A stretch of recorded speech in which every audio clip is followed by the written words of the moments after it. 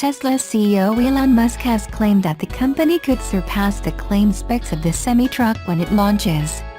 In a tweet, he outlined that the company is optimistic about beating its specs for the same price. He said, "I'm feeling optimistic about beating the semi-specs announced at the unveiling for the same price. The Tesla Semi will be something really special." No specifics were outlined in the tweet, but it could mean more range or more power. When the Semi was launched, the truck specs blew away the industry. It is powered by 4 independent motors on the rear axles, allowing it to accelerate from 0-60 mph in 5 seconds without a cab. Even with a max load of 80,000 pounds, the truck can race from 0-60 mph in 20 seconds. At a 5% grade, it can travel at 65 mph, compared to a typical diesel truck's 45 mph. Tesla claimed that fuel savings would be significant and owning a Semi would be cheaper from day one. Energy consumption is also expected to be less than 2 kWh per mile. There will be 2 versions of the Semi, a 300-mile variant and a 500-mile variant, which costs $150,000 and $180,000 respectively. Daimler's head of trucks has cast doubt on the Semi specs and says that it defies physics. Martin Daum told Bloomberg, "If Tesla really delivers on this promise, we'll obviously buy 2 trucks, one to take apart and one to test, because if that happens, something has passed us by." But for now, the same laws of physics apply in Germany and in California. Skeptics have suggested that the cost of batteries and weight needed to achieve Tesla's lofty claims aren't currently viable to achieve.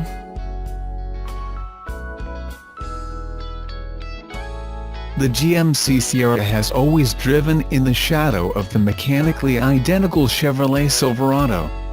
But with both trucks due for a redesign for the 2019 model year, GMC is doing more than ever to distinguish the Sierra from its bow-tie-wearing sibling. The 2019 GMC Sierra boasts many of the new features introduced on the 2019 Silverado, which debuted in January at the Detroit Auto Show. But the GMC also gets a few notable tech features of its own, as well as a Carbon Pro carbon fiber pickup box. Carbon fiber is often used in performance cars, but GMC is the first to use the lightweight material in a production pickup truck. The carbon fiber box is 62 pounds lighter than a standard steel box and will be an optional extra. A steel box will come as standard equipment. As with the 2019 Silverado, GMC used multiple materials in the body of the 2019 Sierra, including aluminum for the doors, hood, and tailgate, and steel for the fenders, roof, and the pickup boxes of base models. Altogether, the 2019 Sierra is up to 360 pounds lighter than the previous generation, GMC said. Those weight savings should equate to better fuel economy, although official numbers aren't available yet. GMC also created what might be the world's most complicated tailgate. The Multi-Pro tailgate opens at the push of a button, just like on many of the Sierra's rivals. It can also be reconfigured into a step or a place to rest your laptop, or your beer, and includes a fold-out chalk for keeping longer items in place while the tailgate is down. Like many other automakers, GMC is trying to bring a higher level of tech to trucks. The Sierra gets a trailering app that includes a pre-departure checklist, maintenance reminders, trailer light test, tire pressure and temperature monitors, and a feature for diagnosing trailer electrical issues. Other notable features included a surround view camera system, the rear camera mirror previously seen on certain Cadillac and Chevrolet models, and a head-up display.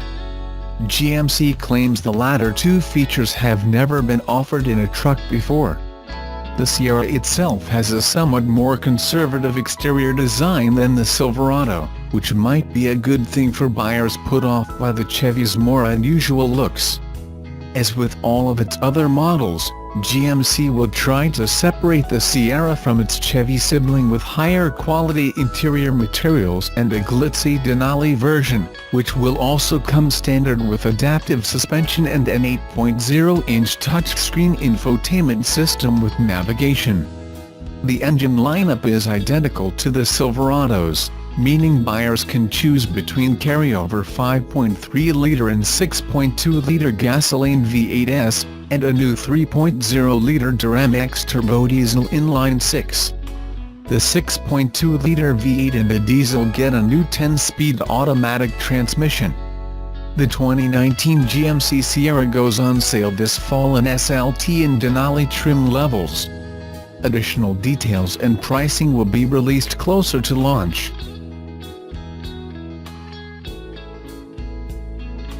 Honda CR-V SUVs and Honda Civic cars with high oil levels are waiting to be fixed in China as Honda tries to respond to a growing chorus of owner complaints about overwhelming fuel odors in the vehicles. Based on customer complaints, the high oil levels and fuel smells have hit Honda customers hardest in the northern areas of China where low temperatures are common. Dongfeng Honda, a Chinese car company half owned by Honda, originally announced in February a recall of about 350,000 Honda CR-V SUVs and Honda Civics. The vehicles are equipped with 1.5-liter turbocharged Earth-Dreams direct injection engines that, according to Honda, have oil levels too high due to short drives in cold weather. The automaker says the cold climate and short trips cause condensation and excess fuel vapors if the engines don't have time to reach temperatures that would normally burn off the contaminants. Honda says excess fuel builds up and stays in the oil pan where it would normally evaporate and recycle through the combustion chamber of the engine. In addition to the high oil levels and fuel smells, customers report illuminated engine warning lights, but Honda says the problems won't cause engine damage and there haven't been any reports of crashes. Dongfeng Honda told Beijing media that experts from the Honda Technology Research Institute conducted lab tests and real-world driving tests in northern China and allegedly determined the high oil levels don't cause abnormal engine wear. The high oil levels also allegedly won't cause any performance issues with the CR-Vs and Civics. And although numerous customers complain about high oil levels and gas odors, no customer has alleged engine damage. Investigators further determined the engine warning light will activate when the oil level hits 21 mm above the limit of the dipstick. Honda and Dongfeng plan on resolving the problems by updating the gasoline injection control software, adjusting the ignition timing and speed of the engines and updating the fuel injection timing to effectively burn off excess fuel. Additionally, the automaker planned on extending the warranty to 6 years, but Chinese officials put the kibosh on the plans, at least concerning the CR-Vs. Chinese regulators say Honda needs to come up with better recall plans for the CR-V SUVs and will likely need to do the same for the Civics. This means Honda cannot sell CR-Vs in the country until officials approve new recall repairs. Honda recommends limiting extended idling periods, using a block heater and driving the vehicle in a lower gear to cause the engine to warm up faster. The automaker says longer trips at higher engine revolutions will help the excess fuel and vapors to properly evaporate. While Honda stays busy responding to Chinese customers about the CR-Vs, the automaker has experienced its own problems in the US concerning gas smells in the SUVs. A class action lawsuit filed in 2016 alleges model year 2016 Honda CR-Vs have problems with fuel odors in the cabins, and a separate lawsuit alleges 2015 to 2017 CR-V SUVs have defects that cause fuel odor problems within a year of owning the SUVs. The numbers behind Tesla Incorporated's long-distance semi-electric trucks are close to making sense for haulers looking at a shift away from diesel that may save them tens of thousands of dollars a year, according to an executive with DHL. Jim Monkmeyer, president, Transportation at DHL supply chain, was among the first to order the truck. Silicon Valley billionaire Elon Musk's company is expected to begin churning out in 2019. He says the 10 trucks ordered are a test run and that he is still years away from switching the majority of his fleet of trucks to electric. But he is taking heed of a major shift away from diesel and the money it could save DHL. He says he could potentially pay off the difference between the purchase price of a Tesla Semi and a traditional diesel truck in less than 2 years, thanks to savings on maintenance and fuel. Monkmeyer told Reuters in an interview from his office in Columbus, Ohio, "We are estimating that we could have payback within a year and a half based on energy usage as well as lower maintenance cost. The maintenance savings can be enormous as well. Just because the engines are much simpler in terms of the number of parts and the complexities of the parts. The payback benefit is one of the keys to the success of the new generation of electric trucks, and DHL, a unit of Germany's Deutsche Post, has a history in the area, having already introduced 5,000 of its own electric scooter vans for local deliveries." The 2-year timeline also chimes with assurances being given by Daimler AG's van unit to customers interested in its forthcoming electric Sprinter van that the total cost of ownership will be the same as the cost to own and operate a conventional van over a few years.